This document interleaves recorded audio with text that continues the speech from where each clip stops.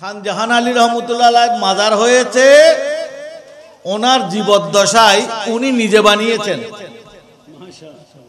ওনার ইন্তেকালের 10 বছর আগে এই মাজার কমপ্লিট হয়ে যায়। সেখানে কোরআনের বিভিন্ন আয়াত, হাদিস শরীফ, যারা গেছেন মাজারে দেখবেন তো সবগুলো আরবি লেখা, বোঝা যাচ্ছে না। বোঝা কেমনে যাবে? এগুলো তো 600 বছর আগের লেখা,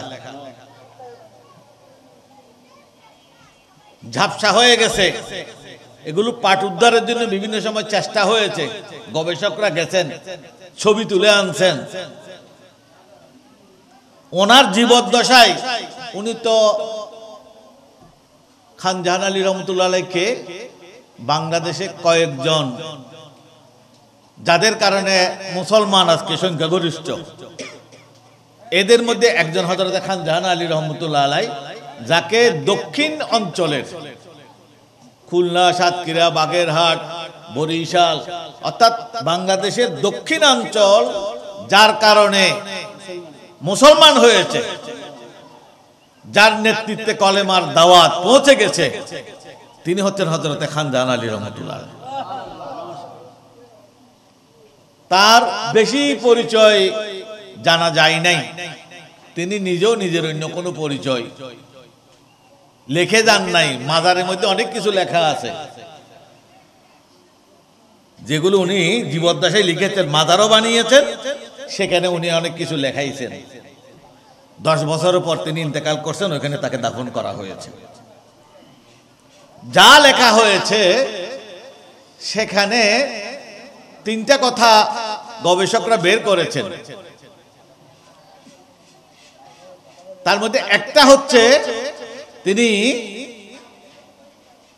উল্লেখ করেছেন, আমি রাসূল পাক সাল্লাল্লাহু আলাইহি ওয়াসাল্লামের মুহতাজ। সুবহানাল্লাহ, সুবহানাল্লাহ। এটা আহলে সুন্নাত ওয়াল জামাতের আকীদার মধ্যে এটা একটা আলামত যে সুন্নিরা নিজেকে নবীর দুয়ারের ভিখারি মনে করে। খান জাহান আলী রহমতুল্লাহ আলাইহ সেই কথাটা ওনার মাজারের গায়ে লিখে রেখেছেন।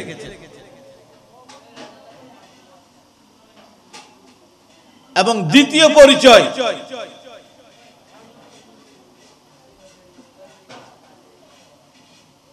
যে আমি, আমার পরিচয় কি? আমার পরিচয় হচ্ছে যে আমি রাসূল করিম সাল্লাল্লাহু আলাইহি ওয়াসাল্লামের আওলাদের একজন প্রেমিক।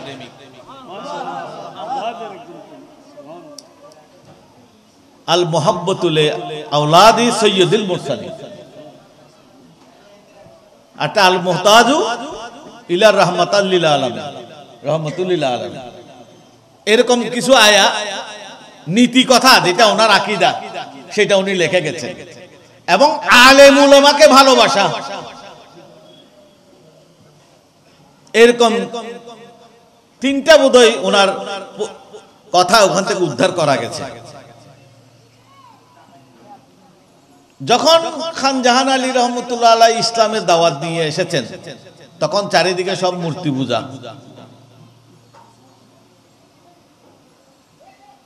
তাহলে শিরিক কাকে বলে? আমরা তো এমনি শুনতেছি যে ওয়াজের ময়দানে এটা শিরিক, ওইটা শিরিক। শিরিক কেউ দেখে নাই ভালো করে। শিরিক দেখছেন খান জাহান আলী রহমতুল্লাহ আলাইহ। ওনারা শিরিক দেখেছেন এবং শিরিক উচ্ছেদ করেছেন, তারপরে নিজের মাজার বানিয়েছেন। যিনি শিরিকের বিরুদ্ধে লড়াই করলেন, উনি কি আরেকটা শিরিক করলেন? মাজার বানানো শিরিক। আজকে মাজার ভাঙ্গা হচ্ছে, আর খান জাহান আলী রহমতুল্লাহ আলাইহ নিজের মাজার নিজে বানিয়েছেন। আমরা কি খান জাহান আলীকে মানবো, না নতুন নতুন যারা শিরিকের ফতোয়া তৈরি করে মুসলমানদের মধ্যে বিভ্রান্তি ছড়াচ্ছে? আমি শুরুতেই বলেছি, মাজার বানাতে হবে এমন কোনো কথা নাই। অনেক বড় বড় বুজুর্গের মাজার নাই, কিন্তু যখন বানানো হয়ে যায় তখন সেটার সাথে শত্রুতা করা, এটা কোনো মুসলমানের কাজ হতে পারে না। মুসলমান তো একটা সাধারণ কবর, যদি মুসলমানের কবর হয় সেই কবরকেও সম্মান করে, ঠিক না? কবরে গিয়ে আমরা কি করি? সালাম দিই না? কবরে গিয়ে আমরা সালাম করি। আসসালামু আলাইকুম ইয়া আহলাল কুবুর, এই কবরবাসী আপনাদেরকে সালাম দিচ্ছি। তার মানে কি, কবরকে আমরা সম্মান করি, এটা মুসলমানের আলামত। মাজার ভাঙ্গা এটা কোনো মুসলমানের আলামত হতে পারে না। এগুলো শুরু হয়েছে 100 বছর আগে। সৌদি আরব প্রতিষ্ঠা হয়েছে 1932 সালে, এখন 100 বছর হয় নাই। এই সৌদি আরব প্রতিষ্ঠার পর এবং একটু আগে মাজার ভাঙ্গা হয়েছে, তার আগে মাজার ছিল। আমাদের ইসলামের বয়স তো 100 বছর না, আমাদের ইসলামের বয়স কত? 1000 বছর। তো 1000 বছর আগে মাজার ছিল। তার সবচেয়ে বড় প্রমাণ হচ্ছে যে রাসূল পাক সাল্লাল্লাহু আলাইহি ওয়াসাল্লামের মাজার এখনো আছে। সেখানে সিদ্দিক আকবরকে শুইয়ে দেয়া হয়েছে, সেখানে ফারুক আজম রাদিয়াল্লাহু তাআলা আনহু শুয়ে আছেন। এর চেয়ে বড় দলিল আর কি হতে পারে? তো সুতরাং শিক্ষাও দুই প্রকার। আশেপাশে এরকম মাদ্রাসা অনেক হচ্ছে, তারাও কোরআন শরীফ শেখাবে, তারা আয়াত দিয়ে শিরিক বের করবে, খালি মাজার ভাঙার ফতোয়া বের করবে। যদিও কোরআন শরীফ মাজার ভাঙার কথা বলে নাই, ওলি আল্লাহর সম্মান বর্ণনা করেছে। এজন্যই যারা কোরআন পড়ে তাদেরকে আল্লাহ পাক দুই শ্রেণীর বলেছেন। কোরআন করিমের শুরুতেই আল্লাহ পাক পরিচয় করিয়ে দিয়েছেন তাদের, ইউদিল্লু বিহি কাসীরান ওয়া ইয়াহদি বিহি কাসীরা। এই কোরআন, কোরআনের কথা বলবে যারা, তারা কয় পার্টি? দুই পার্টি। প্রথম পার্টির নাম বলছে জাহান্নামী পার্টি, ইউদিল্লু বিহি কাসীরা, যারা পথভ্রষ্ট হবে। পথভ্রষ্ট মানে কোথায় যাবে? পথ ভুলে যাওয়া মানে জান্নাতে যাওয়ার পরিবর্তে জাহান্নামে যারা চলে যাবে, দোয়াল্লিন তারাই। তারপরে বলছে ওয়া ইয়াহদি বিহি কাসীরা, আবার অনেক লোক পথ ভুলবে না, তারা ঠিকমতো জান্নাতের রাস্তায় চলে যাবে। সুতরাং যারা পথভ্রষ্ট করবে তারা কিন্তু যেই পরিমাণ মাদ্রাসা দিয়েছে কোরআন শিক্ষার নামে,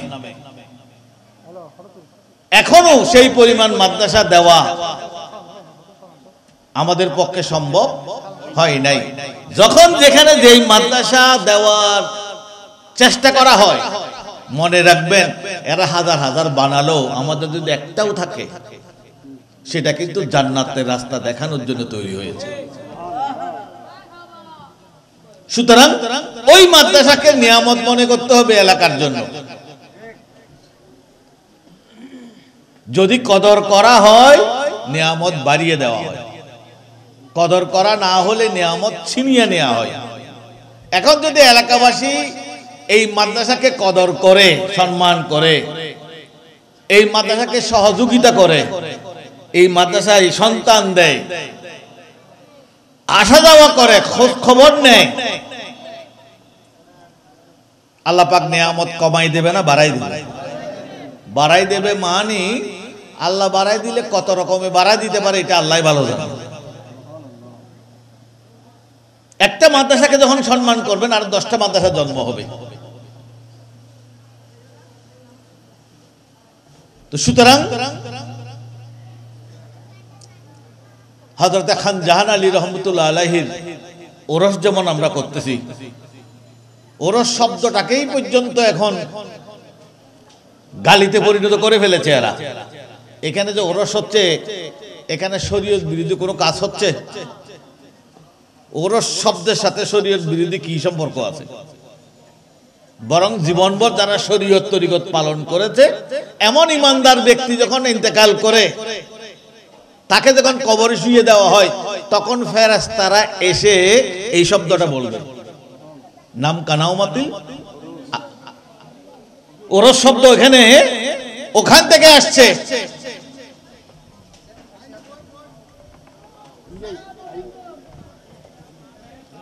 নতুন বিবাহিত বর কনে যেভাবে শান্তির ঘুম দেয়, বাসর রাতে শান্তির একটা ঘুম, এটাকে উল্লেখ করে ইমানদারকে ফেরেশতারা বলবেন তোমরা নতুন ধুলাধুল এরকম যেরকম শান্তির ঘুম যায় তোমরা আজকে সেরকম, কারণ তোমরা জীবনে অনেক কষ্ট করে এই কবরে আসছো। এখান থেকে সুন্নিরা ওরস শব্দ আনছে, এটার সাথে শরীয়তের খেলাপ কোনো কিছু নাই। যারা ওরসের নামে শরীয়তের খেলাপ কাজ করে, আমরা আহলে সুন্নাত ওয়াল জামাতের অনুসারীরা ওই ওরসের বিরুদ্ধে। আমি শুরুতেই বলছি ওই মাজারেরও আমরা বিরুদ্ধে, যে মাজারে শরীয়তের খেলাপ কাজ হয়, যেই ওরসে শরীয়তের খেলাপ কাজ হয় আমরা সেই ওরসেরও বিরুদ্ধে। কিন্তু আমার জাল মারলাম পুকুরে, ব্যাঙও তো উঠে, সাপও তো উঠতে পারে, তাই বালিকে আমরা জাল টাল সহ ফেলে চলে আসবো, মাছ সহ নিব না, ব্যাঙ উঠছে কেন মাছও নিব না, এরকম করছি কোনোদিন? সুতরাং মাজারে যদি কোনো খারাপ কাজ হয় সেই খারাপটা উচ্ছেদ করবেন, মাজার কেন উচ্ছেদ করবেন? কোন ওরসে যদি খারাপ কাজ হয় সেই ওরস সংস্কার করবেন, ও মূল ওরসের বিরোধিতা করতে পারবেন না। এগুলো করা মানে নবীর উম্মতকে বিভক্ত করে দেওয়া, মুসলমানদের মধ্যে ফাসাদ সৃষ্টি করা। এই জন্যই আজকে বড় দরকার হয়ে গেছে উপযুক্ত শিক্ষার। যেহেতু এরা হাজার হাজার মাদ্রাসা বানিয়ে ফেলেছে, সেখান থেকে সেইভাবে তাদের মস্তকের আলেম তৈরি হচ্ছে, কেরাতটা ভালো করে শিখিয়ে দিয়েছে, আলেম থাকুক না থাকুক, সেটা দিয়ে মসজিদগুলো দখল করে নিয়েছে। আর মসজিদ যখন দখল হয়ে গেছে একটা এলাকা, সেই মসজিদের ইমাম যেদিকে বলে মানুষ সেদিকে যাচ্ছে। যে কারণে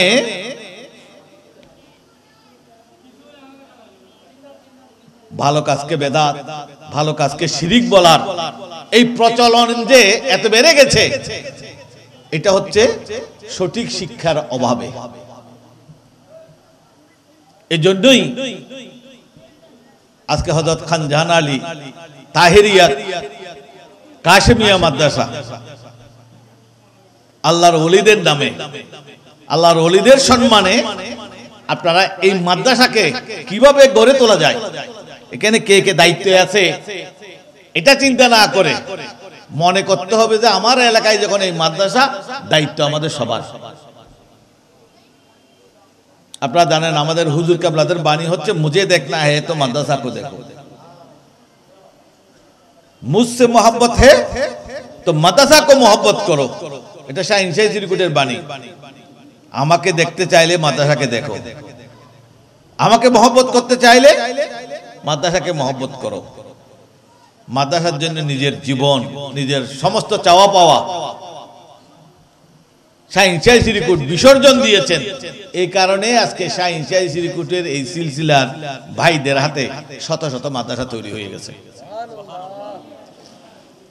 এবং আমাদের এই সিলসিলায় যারা আছে, আমাদের মাদ্রাসাগুলোতে যারা পড়েছে, তাদের মাথায়ও আর একটা মাদ্রাসা কেমনে করা যায় সেই চিন্তা তাদের মাথায় ঘুরে। যদি এরা না হতো আজকে সুন্নিদের মধ্যে আপনি মাদ্রাসা দেখাইতেও পারতেন না। দেখা যাবে যে হয় জামিয়া আঞ্জুমানের মাদ্রাসা, অথবা ওখান থেকে যে ছেলেরা বের হয়ে আসছে তারা নতুন করে এক একটা মাদ্রাসা বানাচ্ছে। এইগুলি সুন্নি জামাতের সম্পদ। বাতিলের মোকাবেলায় আমাদের অবস্থা এখন বড় দুর্বল, যে কারণে আজকে আসলকে তারা নকল বানিয়ে দিচ্ছে, আর নকলটা কিন্তু মানুষের কাছে আসল হিসেবে পরিচিত হয়ে যাচ্ছে। হযরত খান জাহান আলী রহমতুল্লাহ আলাইহির অন্যতম পরিচয়, তিনি গৌসুল আজম দস্তগীর রাদিয়াল্লাহু তাআলা আনহুর বংশধর, গৌসে পাকের আওলাদ। আর হুজুর কেবলা তাহের শাহ মাদ্দাদিল আলী, তিনি গৌসে পাকের সিলসিলা আলিয়া কাদেরিয়ার বর্তমান সময়ের সবচেয়ে বেশি মশহুর সাজ্জাদা নশীন দরবারে আলিয়া কাদেরিয়ার। সুতরাং এই মাদ্রাসার সাথে হুজুর গৌসুল আজম দস্তগীরের কানেকশন আছে। সেই সম্পর্ককে আমাদের মাথায় রেখে এই মাদ্রাসাকে সম্মান করতে হবে, সহযোগিতা করতে হবে। আমাকে বলছে একটা সাবজেক্টও দিছে, এগুলো বলতে গেলে অনেক সময় যাবে। বাংলাদেশের প্রাচীন ভূমিতে ইসলাম ধর্মের সূচনায় আউলিয়া ইকরামের অবদান। এখানে তো ইসলাম কোন সাহাবী আনে নাই, নবীর সাহাবী আসছেন, ইসলামের ইতিহাসে একটু করে পাওয়া যায়। যাওয়ার পথে চট্টগ্রাম যেহেতু তখনও বন্দর, আপনারা নিজেরাই তো বন্দর এলাকার মানুষ, হ্যাঁ বন্দর, এটা আজকের বন্দর না, এটা হাজার হাজার বছর আগের বন্দর। নবীর সাহাবী এখানে অবতরণ করেছেন, তার মানে 1300 বছর 1400 বছর আগেও চট্টগ্রাম বন্দর ছিল। বড় বড় বিল্ডিং ছিল না, কিন্তু বন্দর ছিল। এত বাসিন্দা ছিল না, ইপিজেড ছিল না, মানুষে গিজ গিজ করতেছে এরকম ছিল না, কিন্তু বন্দর ছিল। যে কারণে ইসলাম সারা পৃথিবীতে গেছে যে নৌপথে। নৌপথের মধ্যে বন্দর এলাকা হচ্ছে যে 1 নম্বর, সেই বন্দর ধরে মানুষ যায়। বণিকরা যারা ব্যবসায়ী তারা ওই বন্দর হয়ে চলাফেরা করেন। এই কারণে চট্টগ্রাম মুসলমানদের জন্য পুরনো ঠিকানা, নাম ইসলামাবাদ। চট্টগ্রামের পুরনো নাম কি? ইসলামাবাদ। চট্টগ্রামের মানুষের ভাষার মধ্যে আরবি, ফার্সি, উর্দু সবকিছু আছে। কথার মধ্যে অনেক আরবি, ফার্সি। চট্টগ্রামের মানুষের বাক্য গঠন বরাবর আরবির মতো। না বোধক শব্দ দিয়ে বাক্য শুরু হয় না কোথাও, আগে না দিয়ে। সেটা আছে চট্টগ্রামে। নখাইয়ুম বলি না, নজাইয়ুম, ন আগে। এটা কোথায় কোত্থেকে পাইছি আমরা? আমাদের কলেমা কি? লা, প্রথম ন দিয়ে, না দিয়ে শুরু। লা ইলাহা, ইলাহা নাই, নাই ইলাহ আল্লাহ ছাড়া। তাহলে না শব্দ দিয়ে পৃথিবীর কোনো ভাষায় চলে না, চট্টগ্রামের ভাষা আর আরবি ভাষায় চলে। এর দ্বারা বোঝা যায় এই বন্দরে খালি মালামাল খালাস হয় নাই, এখানে এমন এমন ব্যক্তিরা আসছে যাদের মুখের ভাষাও আরবি ছিল, তাদের ভাষা আমরা শিখে নিয়েছি।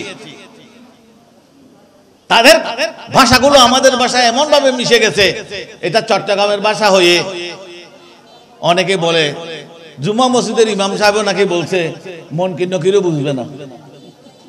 নাউজুবিল্লাহ। আমাদের চট্টগ্রামের আন্দকিল্লা শাহী জামে মসজিদের খতিব সাহেব আবার ক্ষমাও চেয়েছেন মনে হয় কিছুদিন আগে, যে চট্টগ্রামের ভাষা এমন ভাষা মন কিন্নকিরও নাকি গুণা লিখতে পারবে না, বুঝবে না যে। নাউজুবিল্লাহ। এরাই তো মাদার ভাঙার নির্দেশ দেয়, যারা মনকির নকিরের অর্থই বুঝে না, মনকির নকিরের কাজ সম্পর্কে যাদের ধারণা নাই,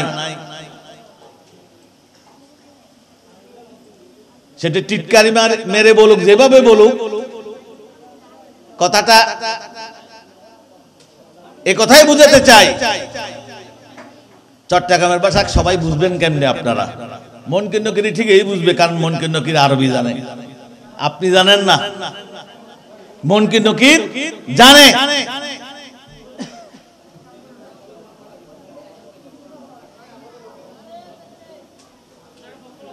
তো সুতরাং আমাদের মাদ্রাসা বানাতে হবে, জায়গা না থাকলে ভাড়া নিতে হবে,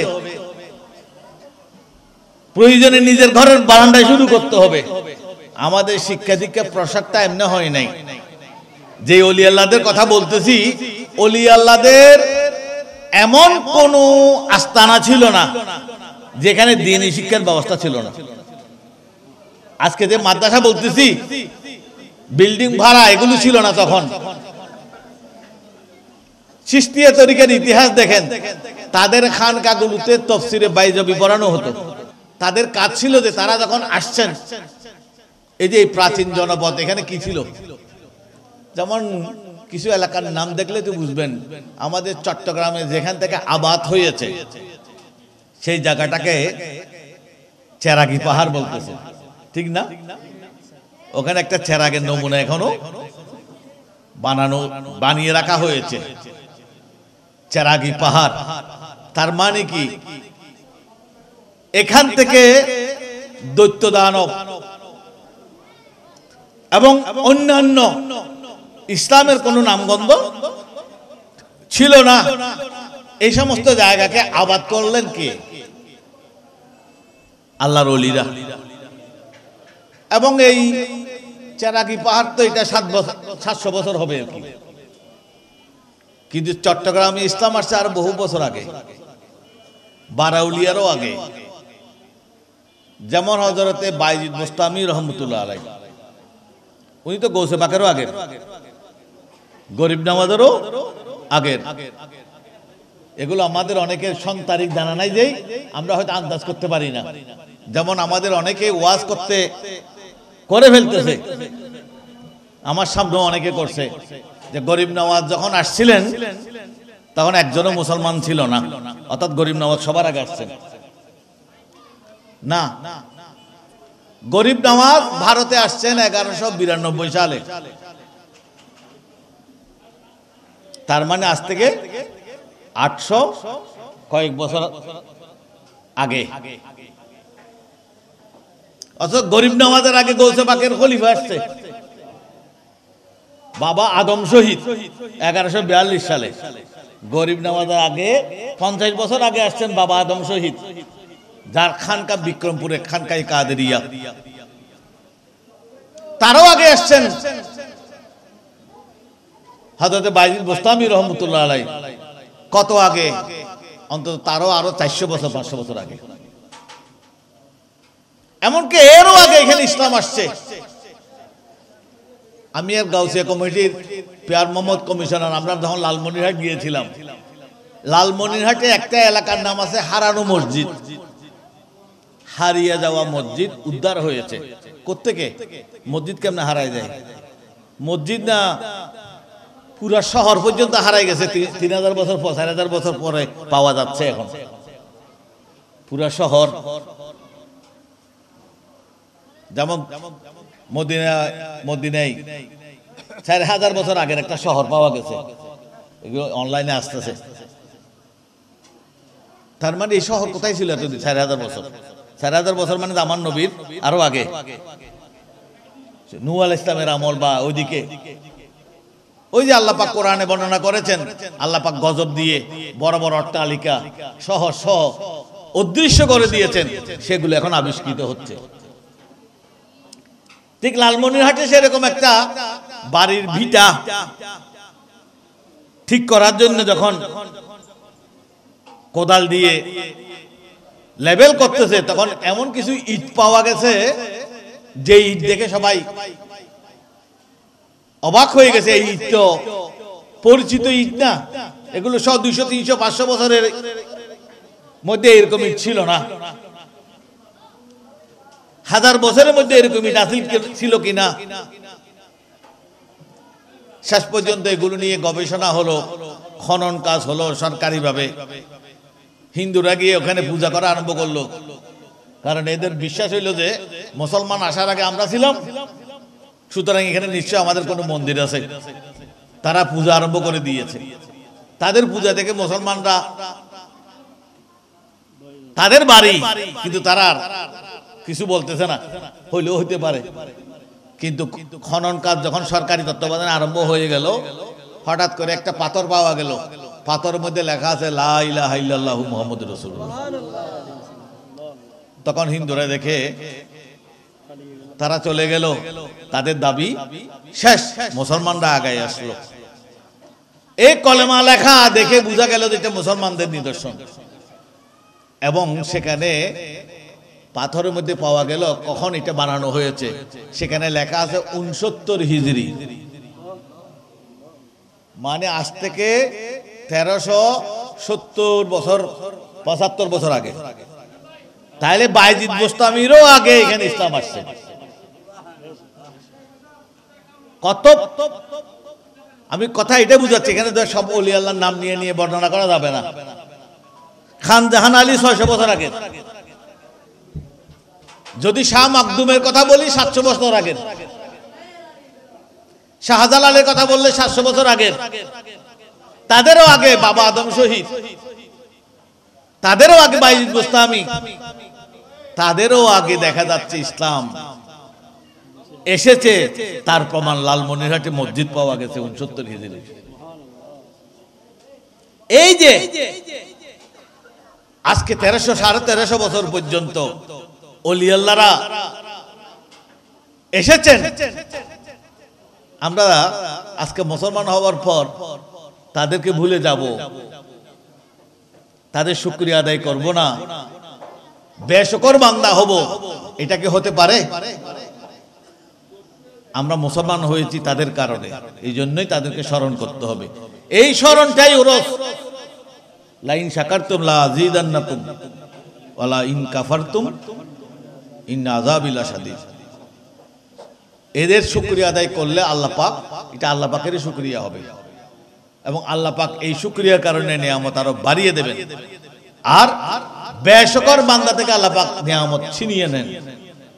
ওলি আল্লাহদেরকে স্মরণ করা এটা আল্লাহর রহমত পাওয়ার একটা ওসিলা। একই সাথে ওলি আল্লাহদের স্মরণ শুধু উরস দিয়ে না, দরজের মাধ্যমে আমাদের এখন স্মরণ করার সময় আসছে। এই জন্য আজকের উদ্যোগকে আমি মোবারকবাদ জানাচ্ছি যে আমরা শুধু ওরস করব না, এদের নামে প্রতিষ্ঠান বানাবো, যে প্রতিষ্ঠান থেকে ওলি আল্লাহদের তারা যে শিক্ষা নিয়ে, যে দাওয়াত নিয়ে এদেশে এসেছিলেন, তাদের এই শিক্ষা আমরা আমাদের সন্তানদেরকে দিতে পারবো। ছেলেকে আপনি যা ইচ্ছে তা পড়াতে পারেন, কিন্তু একটা কথা মনে রাখবেন, জ্ঞান অর্জন করা ফরজ। প্রত্যেক নর নারীর জন্য জ্ঞান অর্জন করা কি ফরজ। ফরজ মানে কি? এটা অপশনাল না কম্পালসারি? কম্পালসারি। কোন জ্ঞান অর্জন করা ফরজ? সব জ্ঞান অর্জন করা ফরজ? সব জ্ঞান অর্জন করা ফরজ না। ছেলে এমএ পাস করতে হবে, এটা ফরজ না। কিন্তু নামাজ, রোজা, হজ, যাকাত যেগুলোকে আল্লাহ ফরজ করেছেন সেগুলো সম্পর্কে জ্ঞান রাখা এটা ফরজ। এই মসলা মাসাইল জানাটা কি ফরজ। এইটা না শিখে যদি আপনি কবরে যান, আপনার সন্তান কবরে যায়, গুনাহগার হবেন কিনা? এই কারণে সন্তানকে আগে ফরজটা শিখান। আপনি যদি এই মাদ্রাসায় ভর্তি করান, এই সন্তান অন্তত ফরজ জ্ঞানটা শিখে ফেলবে, যতটুকু জ্ঞান অর্জন করা ফরজ। তারপর এখান থেকে চাইলে যে কোনো জায়গায় গিয়ে লেখাপড়া করতে পারবে। আপনি যদি মনে করেন আপনার সন্তানকে আলেম বানাবেন না, আপনি চাইলে আপনার সন্তানকে ব্যারিস্টার বানাতে চান, অমুকের ছেলে ব্যারিস্টার হয়ে গেছে, আমার ছেলে কেন আলেম হবে? ঠিক আছে, আপনার ছেলেকে আপনি ব্যারিস্টার বানাতে পারবেন। বাংলাদেশের বর্তমান সময়ে সবচেয়ে বড় ব্যারিস্টার আমাদের চট্টগ্রাম জামিয়া আহমদিয়া সুন্নিয়ার ছাত্র।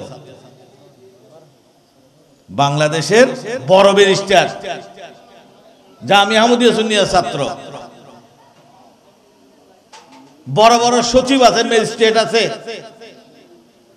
পুলিশের ডিআইজি, আইজি আছে, মাদ্রাসার ছাত্র। তাহলে মাদ্রাসা এমন এক জায়গা যেখানে সন্তান পাঠালে আপনি তাকে আলেমও বানাইতে পারবেন, আবার বিসিএস ক্যাডার বানাতে পারবেন। চারিদিকে রাস্তা খোলা।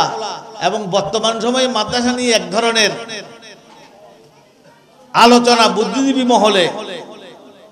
আমাদের জামিয়া এবং জামিয়া মহিলা মাদ্রাসার শিক্ষার্থীরা যারা ভর্তি পরীক্ষা দেয় ঢাকা বিশ্ববিদ্যালয়ে, যেখানে সারা বাংলাদেশের সন্তানরা পরীক্ষা দেয়, স্কুল কলেজ থেকে যারা যায় তাদের চেয়ে ভালো করে কারা? আমাদের মাদ্রাসা থেকে যারা যাচ্ছে। ইংলিশে গিয়ে মাদ্রাসার ছেলেরা ভর্তি পরীক্ষায় টিকে যাচ্ছে। তাহলে সন্তানকে মাদ্রাসায় দিলে তারা পিছনে পড়ে যাবে, এই ধারণা যদি কেউ আপনাদেরকে আমাদেরকে দেয়, বুঝতে হবে তার উপর শয়তান সওয়ার হয়েছে। মাদ্রাসায় দিলে আপনি মুক্তি পাবেন, কারণ আপনার যেটা জিম্মাদারি সেটা আপনি পালন করেছেন। সন্তান অন্তত পক্ষে নামাজ, রোজা, হজ, যাকাতের যেই বাধ্যতামূলক শিক্ষা সেটা পেয়ে গেল। এইবার ব্যারিস্টার হলে অসুবিধা নাই, এমবিবিএস ডাক্তার হলে অসুবিধা নাই। যেমন আমাদের জামিয়াতে সায়েন্স আছে, সায়েন্স থেকে গিয়ে যদি মেডিকেলে ভর্তি হতে যায় তাও পারবে, বুয়েটে গিয়ে ইঞ্জিনিয়ার হতে চাইলে তাও পারবে। অথচ স্কুল থেকে চাইলে কামিল পাস করতে পারবে না। আপনার সন্তানকে যদি শুরুতেই আপনি স্কুল কলেজে দিয়ে দিলেন, আপনি চাইলেও ওই ছেলেকে মসজিদের ইমাম বানাইতে পারবেন না, নিয়ম মাফিক সেটা সম্ভব না। স্পেশাল কিছু হলে সেটা আলাদা জিনিস। এই জন্য বলবো, নিজ নিজ এলাকায় সুন্নি মাদ্রাসা যেগুলো আছে এগুলোকে আপনারা গুরুত্ব দিবেন। একজন একজন সন্তান সেখানে দেন। পরে যদি আপনি মনে করেন মাদ্রাসায় আর বেশি পড়াবো না, অন্য কোথাও নিয়ে যাব, তাও নিতে পারবেন, কোনো সমস্যা নেই। তারপরেও শুরুতে এই সমস্ত মাদ্রাসাকে আপনারা সাহায্য করবেন। আমরা মনে করতেছি সবগুলো জ্ঞান, সবগুলো শিক্ষা, সব শিক্ষা শিক্ষা না। আমার নবীর একটা দোয়া, এটা আমরা জানি। এই এলাকার মানুষ প্রত্যেক এলাকায় সকালবেলা আমরা কায়দা আমপাড়া পড়ছিলাম না, প্রত্যেক এলাকায় ফোরকানিয়া মাদ্রাসা ছিল। তো সেখানে প্রথমে কায়দা উল্টানোর পর ওস্তাদ কি শিক্ষা দিত? দোয়া, রব্বে জিদনি ইলমান নাফিআন, রব্বে জিদনি ইলমান নাফিআন। ইয়া আল্লাহ, উপকারী জ্ঞান দান করো। নাফিআ, ইলমে নাফি, উপকারী জ্ঞান। তাহলে বোঝা যায় সব জ্ঞান উপকারী না,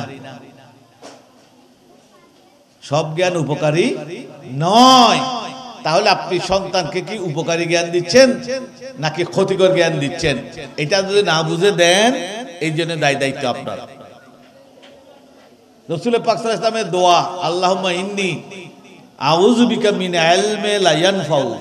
ইয়া আল্লাহ, যে জ্ঞান উপকারী নয় সেই জ্ঞান থেকে আমি পানা চাই। তাই মুসলমানের সন্তানরা প্রথমে কোরআন শিক্ষা নেবে, তারপরে যাই শিখুক। আমাদের শিক্ষা ব্যবস্থা সেরকম নাই বর্তমানে। সেই কারণে আপনার সন্তানকে মাদ্রাসায় দিবেন। মাদ্রাসা থেকে যেখানে ইচ্ছা সেখানে যাওয়ার যেহেতু সুযোগ আছে, এই সুযোগকে আপনারা কাজে লাগাবেন। আমি আমার কথা বাড়াবো না। এলাকার মানুষকে বলবো মাদ্রাসায় আসা যাওয়া করবেন। আসা যাওয়া করলেও মহব্বত বাড়ে। কি লাগে দেখবেন, যখন একটা মাদ্রাসা আপনারা সহযোগিতা করবেন, সেই মাদ্রাসা দিনের পর দিন বড় মাদ্রাসা হয়ে যেতে পারে। এইরকম বিল্ডিং থেকে একসময় অনেক বড় মাদ্রাসা হয়ে গেছে। তো আল্লাহ পাক যেন এই মাদ্রাসাকে মঞ্জিলে মকসদ পর্যন্ত যাওয়ার তৌফিক দান করেন এবং এই এলাকাবাসীকে মাদ্রাসামুখী হবার তৌফিক দান করুন। ইনশাআল্লাহ আরো আমাদের এখানে মঞ্চে ওলামা ইকরামরা আছেন, ওনারা গুরুত্বপূর্ণ বক্তব্য রাখবেন। আমি আপনাদেরকে মোবারকবাদ জানাচ্ছি, আপনারা সবাই আসছেন। যে উদ্দেশ্যে আসছেন সেটা হচ্ছে আজকের এই যে মাদ্রাসা শুরু হতে যাচ্ছে, অবশ্যই আপনারা এই মাদ্রাসাকে গড়ে তুলবেন, সবাই মিলে নিজেদের মাদ্রাসা মনে করবেন। আসসালামু আলাইকুম।